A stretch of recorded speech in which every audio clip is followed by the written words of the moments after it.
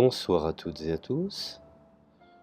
Donc, chronique numéro 67. Et dans cette chronique, je vais un peu développer l'importance de ce fameux retour à la nature que j'ai pu avoir tout à l'heure dans cette petite vidéo. C'est sympa, connaissons-le. Alors effectivement, quand je parlais tout à l'heure des forêts pour se ressourcer, ou du bois, ou des, je dirais, de la campagne tout simplement, de la montagne, qu'importe. Dans ce cas d'espèce, je parlerai de la forêt ou des forêts pour se ressourcer. Et de tout temps, je dirais que les forêts alimentent la littérature, également inspiré Mozart, donc également la musique classique, la très grande musique classique. Les forêts ont inspiré les films, la peinture, et non seulement elles sont, je dirais, une communion entre l'être humain et son environnement, mais également propices à l'évasion.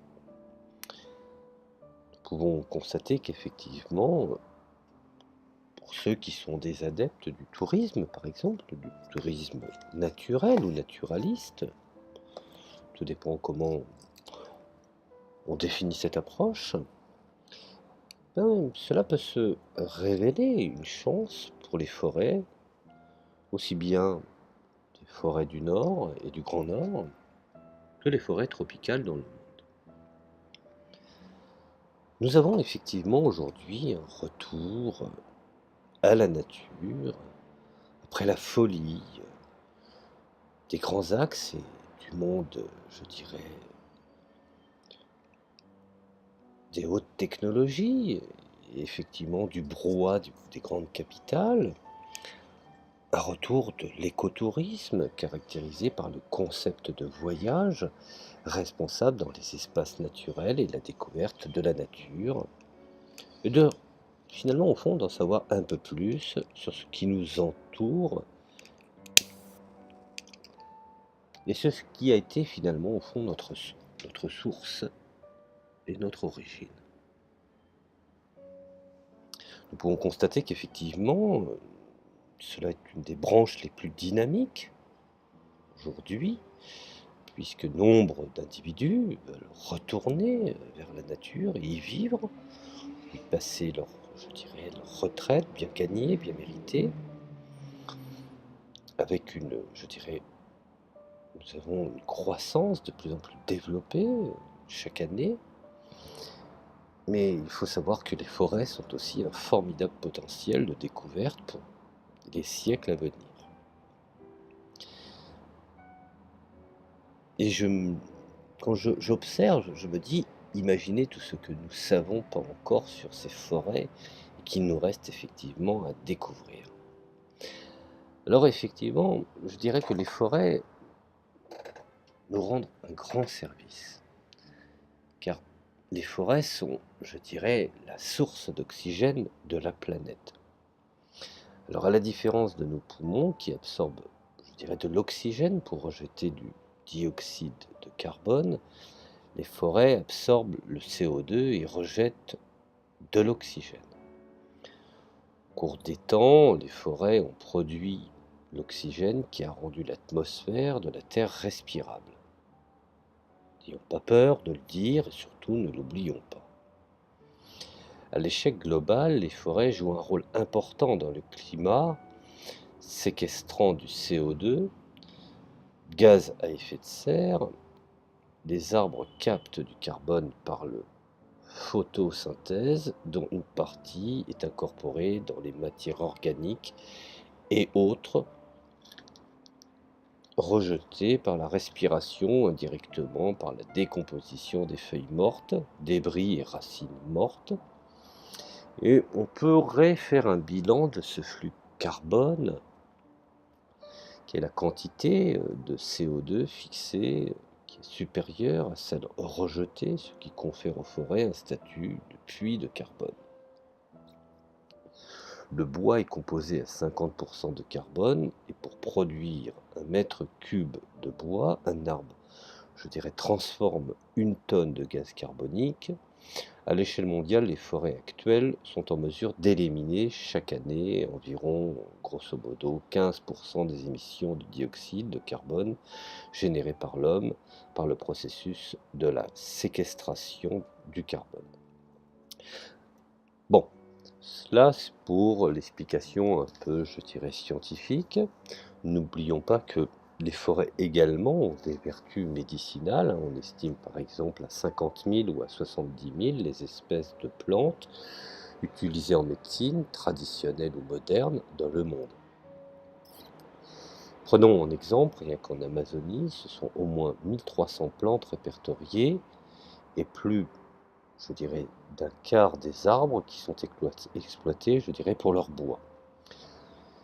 Seulement moins de 0,5% des plantes de forêt tropicale et 1,1% des espèces animales.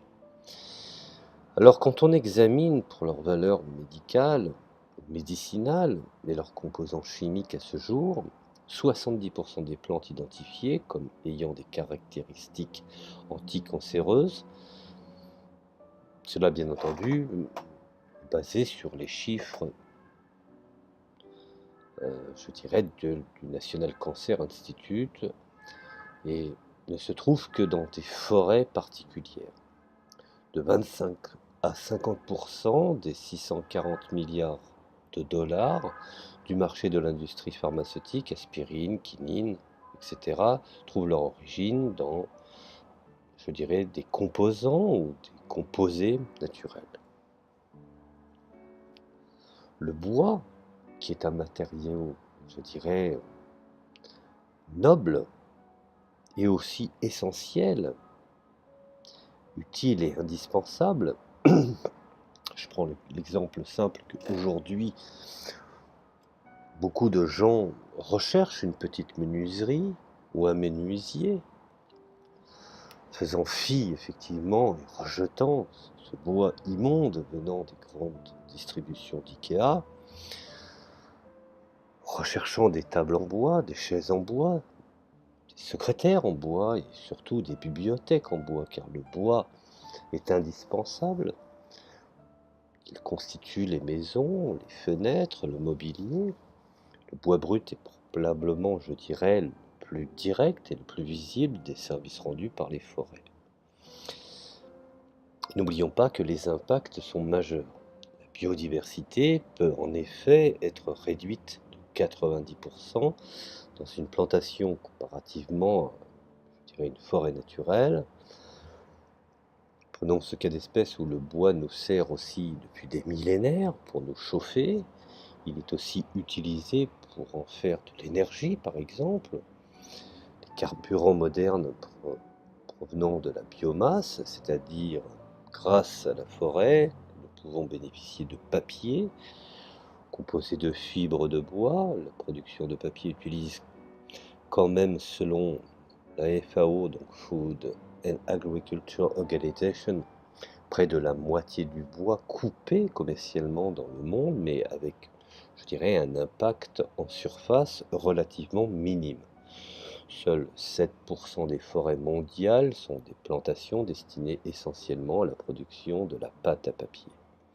Mais le papier peut être aussi issu des forêts non générées durablement et participer à la déforestation, comme c'est le cas par exemple, je le déplore, en Indonésie. Également, nous avons dans ce cas d'espèce la régulation et l'épuration de l'eau. Agissant comme des pompes, les forêts entraînent les précipitations des zones côtières vers les zones continentales. Les conséquences de la déforestation peuvent se ressentir au-delà de la région où elle se produit. Par exemple, l'Amazone influence les précipitations du Mexique, au Texas, et les forêts tropicales d'Asie du Sud influencent les pluies jusque dans les Balkans. N'oublions pas que la forêt génère la pluie et nettoie l'eau, comme un véritable station d'épuration, la forêt filtre les polluants, métaux lourds, azote, à travers les systèmes racinaires, avant de venir se reposer dans les nappes phréatiques pour poursuivre son lent, je dirais, son long cycle de l'eau. Trois quarts de l'eau douce accessible proviennent des bassins versants des forêts. Donc, vous voyez que la forêt est un tout. Elle est notre mère nourricière, elle est l'élément par lequel, je dirais, elle nous permet à la fois de respirer, d'avoir ses vertus médicinales, elle nous délivre des matériaux essentiels pour notre quotidien, elle régule également et épure l'eau, et finalement, les forêts sont aussi un élément de, je dirais, important pour nous ressourcer. Voilà, je voulais faire une petite audio supplémentaire pour parler de la forêt d'une manière générale, car à mon sens, cela est très important que nous n'oublions pas l'effet et les effets, ce serait plutôt cas d'espèce cette explication, les forêts sont, je dirais, essentielles à notre existence. Voilà, je vous remercie pour m'avoir suivi pour cette chronique et je vous dis bonne soirée et à la prochaine chronique.